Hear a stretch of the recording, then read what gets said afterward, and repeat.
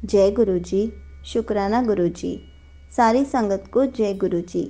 संगत जी, हमें कभी भी गुरु जी को आजमाना नहीं चाहिए, क्योंकि गुरु जी हमारा हाथ तभी थामते हैं जब हमें अपनी संगत बनाते हैं। इसलिए हमें गुरु जी को कभी नहीं आजमाना चाहिए। इसी पर आंटी जी के छोटे छोटे सत्संग सुनाती हूँ, जिससे आपको पता चलेगा कि हमें गुरु जी को कभी भी आजमाना नहीं चाहिए। तो चलिए आंटी जी का सत्संग सुनाती हूँ। संगत जी, गुरुपा ने मुझे फर्स्ट टाइम पीकॉक रूप में दर्शन दिए, वो भी 2 बार। एक बार तो पीकॉक उड़ रहा था। मैंने गुरु जी का बहुत शुक्राना किया। संगत जी, गुरु जी वाइट बटरफ्लाई के रूप में तो हर टाइम मेरे साथ ही रहते हैं। मैं गुरुपा से थोड़ा नाराज़ हूँ किसी बात पर। शायद गुरुपा ने कुछ अच्छा ही सोचा होगा। अब मैं आपको अपना एक और सत्संग सुनाती हूँ। आज मैं बहुत दिनों बाद अपना सत्संग शेयर कर रही हूँ। मुझे रोज़ मैसेज आता है कि अपना शुक्राना सत्संग शेयर कर दिया कर।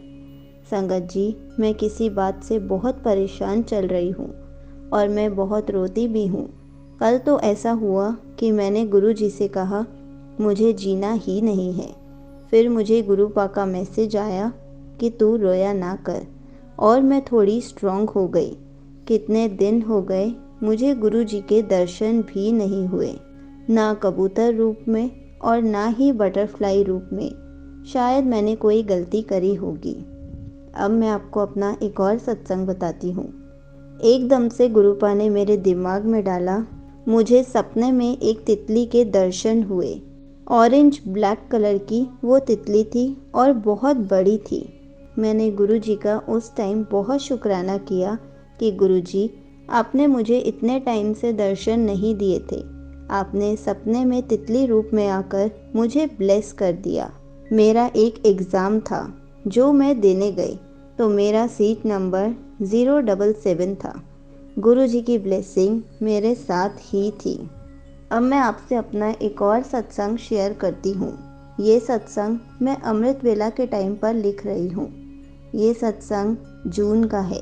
शाम का टाइम था। मुझे बहुत भूख लगी थी। मैंने गुरु जी को बताया और कहा, अगर आप मुझे अपनी संगत मानते हो तो मुझे कुछ खाने को खुद से मिल जाएगा। और थोड़ा टाइम हो गया पर मुझे कुछ भी खाने के लिए नहीं मिला, तो मैं गुरु जी को कहने लग गई, मुझे पता था आप मुझे अपनी संगत नहीं मानते। मुझे पता है कि मुझे ऐसा नहीं कहना चाहिए था, लेकिन उसके बाद मैंने गुरु जी को सॉरी भी बोला। जैसे ही मैं अपने रूम से बाहर गई और मेरी मम्मा ने मुझे खाने को ऑफ़र किया और इतनी गर्मी में मुझे कुछ ठंडा पीने के लिए भी दिया, और मैं फिर बहुत सॉरी फील करने लगी कि गुरु जी, मैंने आपको उल्टा ऐसे ही बोल दिया। आप तो मुझे अपनी ही संगत मानते हो। यहीं पर आंटी जी का सत्संग समाप्त होता है। संगत जी, सबसे पहले तो यही बोलूँगी कि हमें कभी भी गुरु जी के टेस्ट नहीं लेने चाहिए। हमें कभी भी गुरु जी से ऐसा नहीं कहना चाहिए, अगर आप मुझे अपनी संगत मानते हो तो मुझे इस चीज़ को प्रूव करो। नहीं, ये बात बिल्कुल गलत है। हमें कभी भी गुरु जी को आजमाना नहीं चाहिए। गुरु जी हमारा हाथ तभी पकड़ते हैं जब हमें अपनी संगत बनाते हैं। तो हमें गुरु जी का इम्तिहान नहीं लेना है, क्योंकि गुरु जी हमारा इम्तिहान लेंगे। हम कौन होते हैं गुरु जी का इम्तिहान लेने वाले। और कभी भी गुरु जी के सामने अपने लिए या किसी के लिए भी बुरा नहीं मांगना चाहिए। जैसा कि आंटी जी ने बोला गुरु जी को, ऐसा कभी भी नहीं बोलना चाहिए। ऐसा क्यों कहा जाता है? क्योंकि गुरु जी हमें खुश करने के लिए अपनी संगत बनाते हैं, हमारी प्लानिंग्स कर रहे होते हैं, और उसके बदले हमें सिर्फ सब्र करना है। हम सब्र करने की बजाय गुरु जी को उल्टा सीधा बोलने लग जाते हैं, या फिर गुरु जी को कोसते हैं या अपने लिए बुरा मांगते हैं, जो कि हमें नहीं करना चाहिए। गुरु जी हमारे भले के लिए सब कुछ सही कर रहे हैं और हम उल्टा मांगने पे लग जाते हैं।